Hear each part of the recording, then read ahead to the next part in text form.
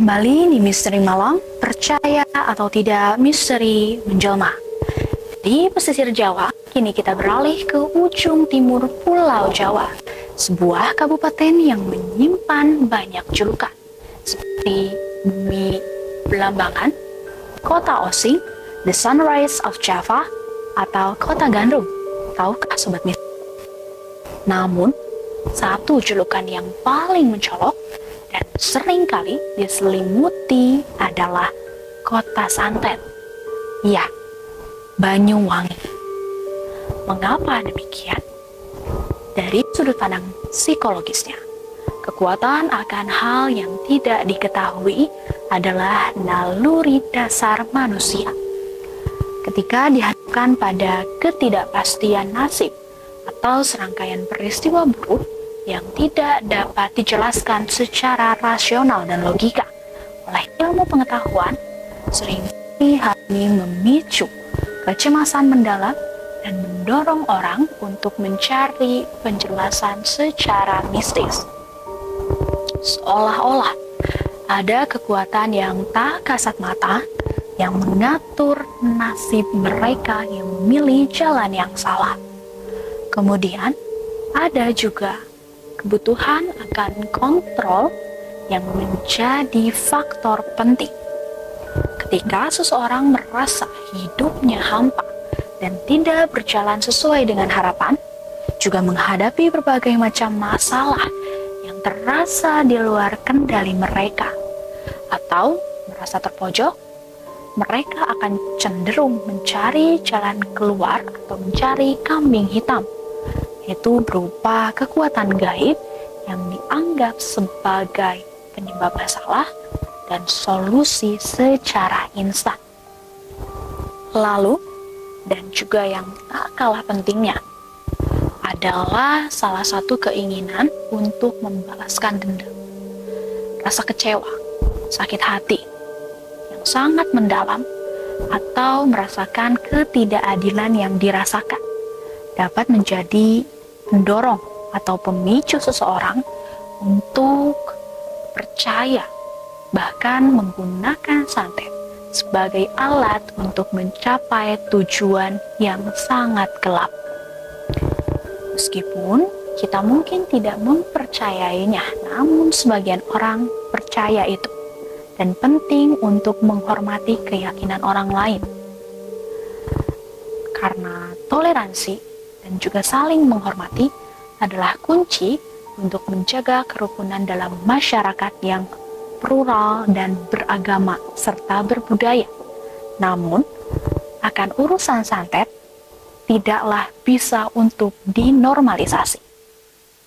Antara Februari hingga September tahun 1998, lebih dari 100 orang yang dituduh melakukan praktik ilmu hitam di Banyuwangi tewas secara misterius. Pembunuhan ini awalnya dipicu oleh radiogram dari Bupati Banyuwangi setempat saat itu yang meminta pendataan orang-orang yang diduga memiliki ilmu hitam. Namun setelah melakukan pendataan, yang terjadi justru pembantaian secara massal. Pelaku pembunuhan digambarkan sebagai warga sipil dan oknum asing yang disebut sebagai ninja, yang berpakaian serba hitam dan dilengkapi dengan alat komunikasi. Teror ini tidak hanya ada di Banyuwangi, tetapi juga menyebar ke Jember, Bondowoso, Situbondo, Pasuruan, Malang, hingga Madura. Dan yang lebih mengerikan lagi, banyak korban pengintaian yang dibantai ternyata bukan dukun santet. Mereka adalah guru ngaji, dukun penyembuh, bahkan tokoh masyarakat setempat seperti ketua RT dan juga ketua RW, yang artinya mereka salah sasaran. Kasus ini menyita perhatian Komnas HAM dan petinggi militer pada saat itu, Jenderal Wiranto, yang turun langsung ke lokasi. Namun, puluhan orang ditangkap dan dipenjara karena motif dibalik tragedi ini belum dapat dipastikan secara jelas. Juga ada beberapa orang yang menduga terkait dengan krisis moneter yang melanda Indonesia kala itu pada akhir 1997 hingga 1998, di mana perubahan pola pertanian memicu gejolak sosial dan para petani merasa diperlakukan dengan tidak adil dan juga menyalahkan tuan tanah sebagai dukun santetnya. Namun, ada pula penelitian yang membantah hal tersebut, yang menyatakan bahwa motif utamanya adalah rasa dendam, iri, dan fitnah atau sengketa warisan tanah yang mengakibatkan santet tersebut. Terlepas dari motif yang sebenarnya, tragedi ini menjadi salah satu sejarah dan juga catatan kelam dalam Banyuwangi, yang juga menegaskan bagaimana kepercayaan terhadap santet ini dapat memicu kekerasan yang mengerikan. Dan dalam konteks kepercayaan sosial, kepercayaan terhadap santet ini seringkali berfungsi ganda. Pertama, sebagai pendukung sistem, ketika seseorang mengalami masalah yang berat dan tak dapat diselesaikan, dukungan sosial dari keluarga dan juga komunitas dapat menjadi sumber kekuatan yang sangat besar. Namun, jika dukungan tersebut tidak mencukupi, mereka akan merasa kesepian, merasa sendirian. Orang mungkin akan mencari alternatif lain, termasuk solusi dari hal-hal yang bersifat mistis, dukun, dan praktik santet itu sendiri. Santet juga dapat berfungsi sebagai kontrol sosial yang efektif. Itu bagian yang kedua, karena ancaman dari santet ini dapat digunakan untuk menakut-nakuti orang agar berperilaku sesuai dengan norma-norma yang berlaku dalam masyarakat.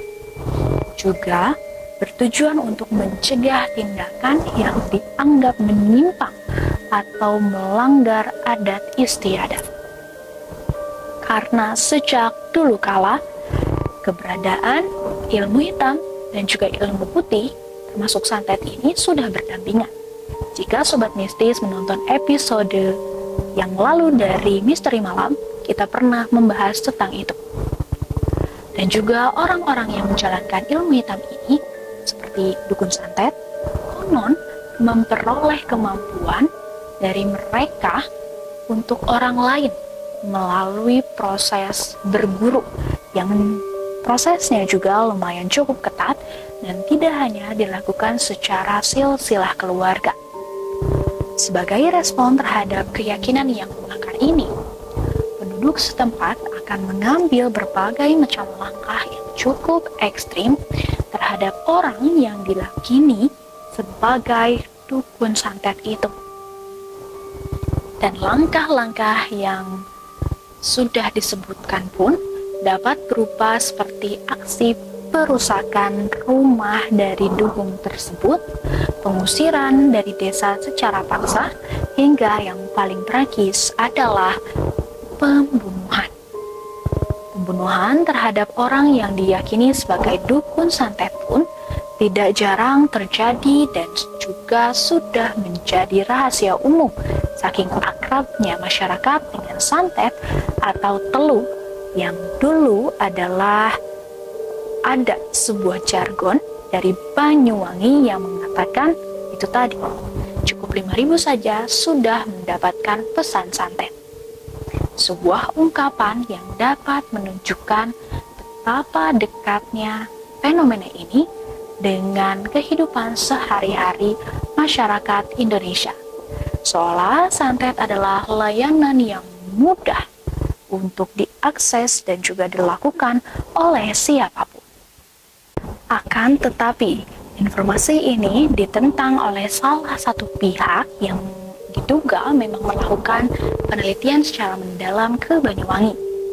Peneliti tersebut mengungkapkan bahwa umumnya motif yang mendorong terjadinya pembunuhan tersebut adalah rasa dendam pribadi dari orang yang melakukannya, yang dicampuri dengan rasa iri hati dan juga fitnah yang tersebar. Kalaupun ada motif ekonomi, kemungkinan hanya seputar masalah perebutan warisan berupa tanah yang memang sudah lama diincar. Apapun motif yang ada di baliknya, tragedi Banyuwangi 98 ini tetap menjadi noda hitam yang mendalam dari sejarah modern Indonesia. Sebuah pengingat betapa rentannya masyarakat terhadap isu dan juga sentimen yang dapat memicu kekerasan massal atas nama keyakinan mistis ataupun motif di baliknya. Tragedi Banyuwangi tahun 98 ini pun tetap menjadi sejarah yang sudah terjadi kelam di Indonesia. Kisah-kisah ini menjadi pelajaran berharga tentang pentingnya nalar, toleransi, dan juga kekuatan iman dalam menghadapi fenomena yang tak selalu dapat dijelaskan secara logis. Sungguh sangat miris namun logis bahwa kisah tersebut dijadikan sebagai sebuah contoh akan keyakinan kita perihal santet tersebut.